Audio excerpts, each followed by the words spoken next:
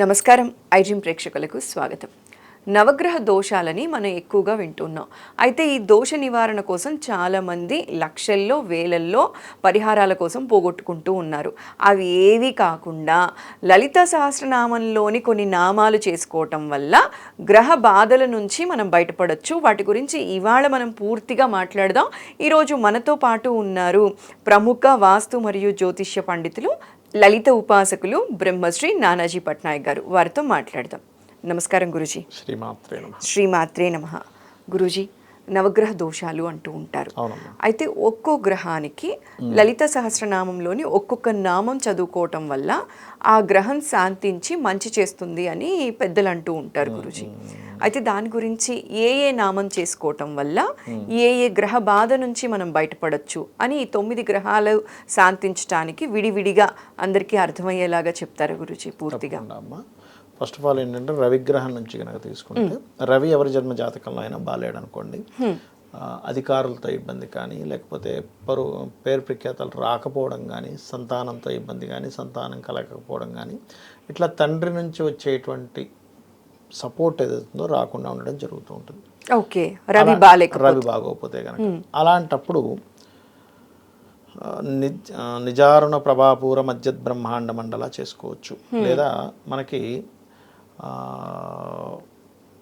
సహస్రారాంబుజారూఢ అంటే మన అమ్మవారి నామాల్లో ఉద్యద్భాను సహస్రాభ చతుర్బాహు సమన్విత, ఎందుకంటే భానువులు సహస్ర భానువుల గురించి మనం తెలుసుకున్నాం కాబట్టి. అలాగే చంద్రుడు బాగాలేడు అనుకోండి అమ్మ, చంద్రుడు బాగా లేనప్పుడు సహజంగా అష్టమీ చంద్ర విభ్రాజ అలిక స్థల శోభితాయే నమః చేసుకోవచ్చు. అది అష్టమీ చంద్ర విభ్రాజ అలిక స్థల శోభితానమో నామం చేసుకోవడం వల్ల ఏమిటి అంటే, అష్టమి చంద్రుడికి త్వరితాదేవి అధిష్టాన దేవత. సగంలో పనులు ఆగిపోతున్నా, ఇప్పుడు చూడండి, ఏదో అమావాస్య పౌర్ణమి లాగా ఉంది, కొన్ని రోజులు బాగా సాగుతాయి పనులు, కొన్ని రోజులు డౌన్ అయిపోతుంది అంటూ ఉంటారు. అమావాస్య తిథిలాగా పౌర్ణమి తిథిలాగా ఎక్కువ అప్ అండ్ డౌన్స్ ఉన్నాయి, లేదా సగం వరకు పని వెళ్ళి ఆగిపోయింది అన్నప్పుడు అష్టమి చంద్ర విభ్రాజ అలిక స్థల శోభిత. ఈ చంద్రుడు పాడైతే సహజంగా మనిషి నిందలు ఎక్కువ పడుతూ ఉంటాడు, మానసిక ప్రశాంతత ఉండదు. అలాంటప్పుడు ఈ నామం చేసుకోవచ్చు. అపవాదులు చేయని తప్పులకి ఎవరైతే నిందలు పడతారో, మోసపోవడము, ఇవన్నీ కూడా జరుగుతూ ఉంటాయి. అంటే దీని అర్థం ఏమిటి, అమ్మవారి యొక్క పాల భాగం అష్టమి చంద్రుడిలా ఉంది అని అర్థం అనమాట. ఓకే, అదేవిధంగా ఈ చేసేటప్పుడు తెల్లటి పుష్పాలతో కనుక అమ్మవారిని కనుక చేసుకున్నట్లయితే బాగుంటుంది. అదేవిధంగా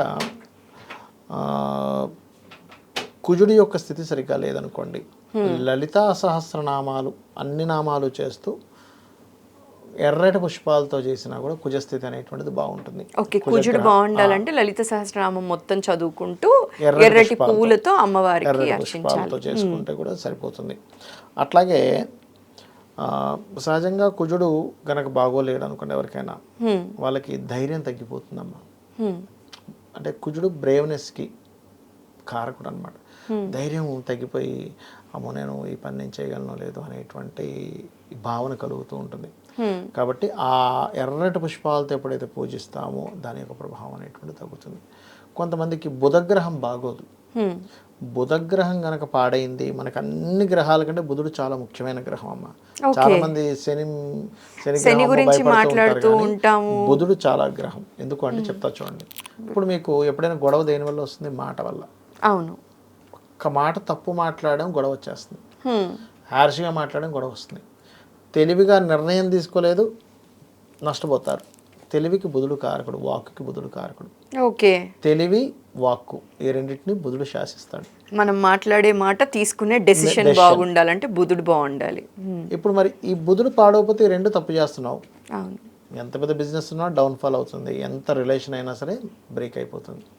అందుకని ఈ బుధుడు యొక్క స్థితి పాడైతే అప్పులు పాలవుతాడు మనిషి. అందుకే ఓకే, అందుకని మీరు ఏం చేయాలంటే గోవుకి గ్రాసము లేదా ఆకుకూరలు, అందులో ముఖ్యంగా గోంగూర లాంటివి తినిపిస్తూ ఓం అపర్ణాయై నమః అనే మంత్రం ఓకే బ్రహ్మాండంగా పనిచేస్తుంది. బుధుడి యొక్క స్థితిని మారుస్తుంది, అప్పులు పాలయ్యేది కూడా తగ్గుతుంది. ఓకే, గురుగ్రహం బాగాలేదనుకోండి, ఓం గురుమండల రూపిణి అయి నమః అనుకుంటే సరిపోతుంది అమ్మవారి నామాల్లో. ఓకే, శుక్రగ్రహం బాగాలేదు, సహజంగా గురుగ్రహం బాగోకపోతే ఏమవుతుందంటే మీకు గైడ్ చేసేవారు మిస్గైడ్ చేస్తూ ఉంటారు. ఓకే. వీళ్ళు మనకి చక్కగా గైడ్ చేస్తారు కానీ వాళ్ళ దగ్గర నుంచి మనకి రివర్స్ అవుతూ ఉంటాయి. ఓకే. అదేవిధంగా భగవత్ అనుగ్రహం తగ్గిపోతూ ఉంటుంది గురుబలం కనుక సరిగ్గా లేకపోతే. అదే శుక్రగ్రహం బాలేడు అనుకోండి అమ్మా, ఎవరికైనా వివాహ విషయాల్లో ఇబ్బందులు, అదేవిధంగా మనీ మనకి రెగ్యులర్గా ఉండేటువంటి మనీ శుక్రుడు, దాచుకున్న ధనం గురువు అయితే సర్క్యులేషన్ మనీ శుక్రుడు అనమాట. వివాహం అవ్వకపోవడం ఇట్లాంటివి జరుగుతుంటాయి. అలాంటప్పుడు కామేశబద్ధ మాంగళ్య సూత్ర శోభిత కందరాయ నమః. కళ్యాణానికే కాకుండా డబ్బుల కోసం కూడా డబ్బులకి ఇంకోటి ఉంటుంది, ఓం సంపత్కరీ సమారూఢ సింధుర బ్రజ సేవితాయ నమః చేసుకోవాలి. ధనానికైతే రుణ బాధలు, రుణాలకేమో అపర్ణాయ నమః. బుధుడు రుణానికి అది, డబ్బులకి ఇది. మీకు శుక్రుడు బాగాలేడు అనుకోండి, డబ్బులు రావేమో, అప్పులు అవ్వాలని రూల్ లేదు. కానీ బుధుడు గనక పాడైతే అప్పులు అయిపోతాడు. ఓకే. ఎందుకంటే చాలా మంది అప్పులు చేసే విధానంలో జరుగుతున్న మిస్టేక్ ఏంటంటే, నాకు ఎంత శాలరీ వస్తుంది, లేకపోతే నాకు ఎంత బిజినెస్లో ఎంత మనీ వస్తుందో అని క్యాలిక్యులేట్ సరిగ్గా చేసుకోకుండా ఇష్టం వచ్చినట్టు తీసేసుకుంటారు. ఓకే. క్యాలిక్యులేషన్ ఉండదమ్మా సరిగ్గా, ఎందుకంటే బుధుడు క్యాలిక్యులేషన్ కారకుడు. ఈ క్యాలిక్యులేషన్ మిస్క్యాలిక్యులేషన్ అవుతుంది. మిస్క్యాలిక్యులేషన్ అయ్యి నీకు వచ్చేది ఒక 80,000 శాలరీ అయితే నువ్వు ₹1,00,000 అప్పులు వడ్డీలు కట్టాల్సి వస్తే ఇంకెక్కడ సరిపోతుంది? వస్తాయిలే అనుకుంటాడు, ఎక్కడి నుంచి వస్తాయి? లాజిక్ ఉండాలి కదా. కదా, ఆలోచన విధానము లెక్క కట్టడం తప్పుతుంది బుధుడు పాడైతే. ఆ లెక్క కట్టేటువంటి విధానాన్ని సరి చేస్తుంది అపర్ణాయ నమః. ఓకే. అప్పు తీర్చడం అంటే ఏంటంటే నీ లెక్కలు సెట్ చేసి అప్పు తీర్చేలా చేస్తుంది. నువ్వు ఎక్కడ తగ్గించుకోవాలి ఖర్చులు, ఎక్కడ పెంచుకోవాలి, ఈ ధనాన్ని నువ్వు ఎక్కడ మిగిల్చుకొని ఎలా కట్టాలనే క్యాలిక్యులేషన్ని అపర్ణాయ నమః ఇస్తుంది. ఓకే. అలాగే శుక్రుడికి సంపదలకేమో ఓం సంపత్కరీ సమారూఢ సింధుర వ్రజ సేవితాయ నమః, లేదా ఓం ధర్మాధ్యక్ష ధనాధ్యక్ష ధనధాన్య వివర్ధిని నమః. శనిగ్రహం పాడైంది అనుకోండి అమ్మా ఎవరికైనా, వాళ్ళు ఏంటంటే అనాకలిత సాదృశ్య చుబకశ్రీ విరాజితాయ నమః. ఓం అనాకలిత సాదృశ్య చుబకశ్రీ విరాజితాయ నమః. అమ్మవారి యొక్క గడ్డపు శోభ గురించి మాట్లాడుతుంది ఈ నామం. అమ్మవారి గడ్డం ఎంత శోభగా ఉందంటే అసలు దాన్ని వర్ణించలేమట, దేంతోని పోలిక చూడలేమట. ఒకసారి అయితే ఆదిశంకరాచార్యులు వారు ఆ గడ్డాన్ని ఇది పిడిలాగుంది, అద్దపు పిడిలా ఉంది అన్నాడు ఆయన. ఆ అద్దపు పిడి ఆ గడ్డాన్ని పట్టుకొని హిమవంతుడు ఇలా చూశాడు, తర్వాత ఈశ్వరుడు ఇలా పట్టుకున్నాడు. ఆ పట్టుకున్నప్పుడు ఆ అద్దంలా ఉంది అని చెప్పాడు ఆయన ఆదిశంకరాచార్యులు వారు. గడ్డానికి శని కారకుడమ్మ. అమ్మవారి గడ్డపు శోభను ఎవరైతే వర్ణిస్తారో శని దోషం పోతుంది అక్కడ. ఇప్పుడు ఏలినాటి శని నడుస్తుంది, అర్ధాష్టమి శని నడుస్తుంది, శని బాగాలేదు అనుకుంటారు చూసారా, వాళ్ళు ఈ నామం చేసుకోవాలి. ఓం అనాకలిత సాదృశ్య చుబుకశ్రీ విరాజితాయ నమః చేసుకోవాలి. ఇప్పుడు కొంతమందికి భయం ఉంటుంది, దానికి రాహు కారకుడు. రాహు పాజిటివ్గా ఉంటేనేమో విపరీతమైన ధైర్యాన్ని ఇస్తాడు, ఏదైనా సాధించగలను అనేటువంటిది ఇస్తాడు. రాహు గనక పాడైపోయాడు అంటే ఇక్కడ అమ్మవారి నామాల్లో దుర్గా నామాన్ని చేసుకోవచ్చు. ఓకే. బ్రహ్మాండంగా పనిచేస్తుంది.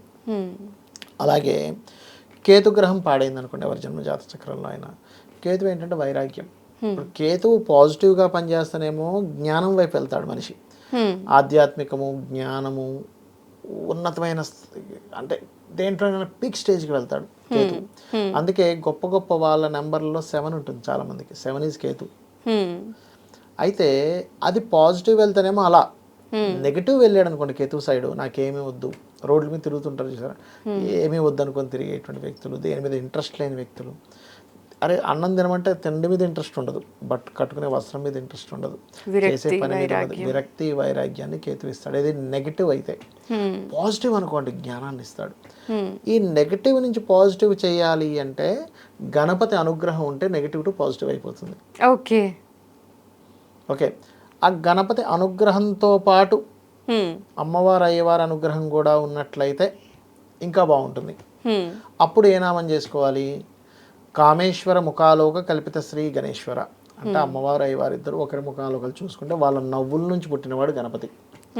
కామేశ్వర ముఖాలోక కల్పిత శ్రీ గణేశ్వర. ఇది గనక చేసుకుంటే కేతువు యొక్క అనుగ్రహం పెరుగుతుంది. ఇలా ఒక్కొక్క నామము ఒక్కొక్క గ్రహ దోషాన్ని కంప్లీట్గా తెస్తుంది. ఆ గ్రహం దగ్గర దీపారాధన చేసి ప్రదక్షిణం చేసుకొని ఈ నామం కూర్చొని చేసినట్లయితే మీరు రిజల్ట్ చూస్తారమ్మా వెంటనే. చాలా బాగా చెప్పారు గురూజీ. అంటే గ్రహ బాధలతో బాధపడే వాళ్ళందరూ కూడా సింపుల్గా ఒక్క రూపాయి కూడా ఖర్చు పెట్టకుండా ఇలా ఈ ప్రతి నామం చేసుకోవడం వల్ల ఏ ఏ గ్రహ బాధ నుంచి ఎలాంటి సమస్య నుంచి బయటపడి సంతోషంగా జీవించాలో మా వాళ్ళకి అర్థమయ్యేలా చెప్పారండి. మరోసారి ప్రత్యేక ధన్యవాదాలు. శ్రీమాత్రే నమః. శ్రీమాత్రే నమః.